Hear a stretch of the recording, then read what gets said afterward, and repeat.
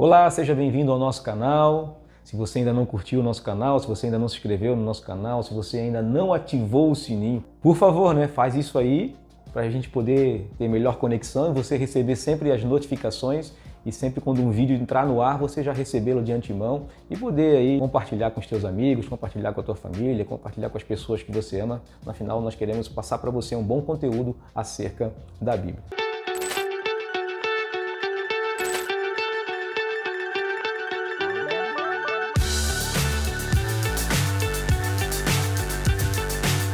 Hoje nós vamos continuar falando um pouquinho sobre a cruz. Eu sei que foi um pouco polêmico o que eu falei no último vídeo, falando que não é um amuleto, mas ela tem que ter uma representação muito maior para nós. No primeiro século era muito comum as pessoas se comunicarem através de discursos, de fazerem boas pregações. Isso é normal até hoje na época da igreja, Paulo fez muito isso. E Paulo diz uma coisa muito interessante lá em 1 Coríntios, no final do capítulo 1 e no início do capítulo 2, que ele não veio para os coríntios com uma persuasão através de palavras eloquentes, que ele não veio com um bom discurso, que ele não veio tentando enganar as pessoas, que ele simplesmente pregou uma coisa só: Cristo crucificado. E isso era, na verdade, um escândalo para os judeus por causa da maldição da lei, a gente falou isso no vídeo passado, e uma loucura para os gregos, uma loucura para o resto dos gentios, para aquela comunidade agora dominada pelo Império Romano, que usava a crucificação como uma pena condenatória para aqueles que cometiam crimes, para ladrões, para assassinos, para rebeldes, para aqueles que enfrentavam o Império,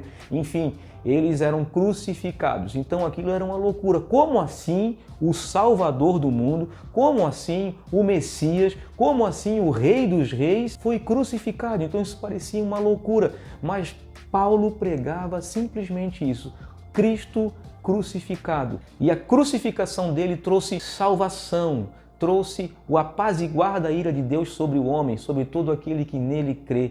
E isso pode salvar o ser humano. Cristo, na verdade, estava morrendo por outras pessoas, por nossos pecados, por aqueles que sim infringiram a lei, por aqueles que sim cometeram rebeldia diante do Deus Santo, por aqueles que estavam debaixo da ira de Deus. Então Cristo morreu no lugar desse. E nós já falamos sobre isso. E morrer no nosso lugar trouxe justiça sobre nós simplesmente por aqueles que creem no seu nome, por aqueles que creem na sua obra, por aqueles que creem na cruz do Calvário verdadeiramente, foram justificados pela fé dos seus pecados. Então, na verdade, a cruz representa tudo isso, representa, sim, é um símbolo de morte, mas da morte do nosso Senhor. E, infelizmente, hoje em dia, nós temos dentro da igreja muitos discursos bonitos, muitas coisas legais, muitas pessoas que falam muito bem, que têm uma boa oratória, mas infelizmente não falam mais da cruz como deveriam falar.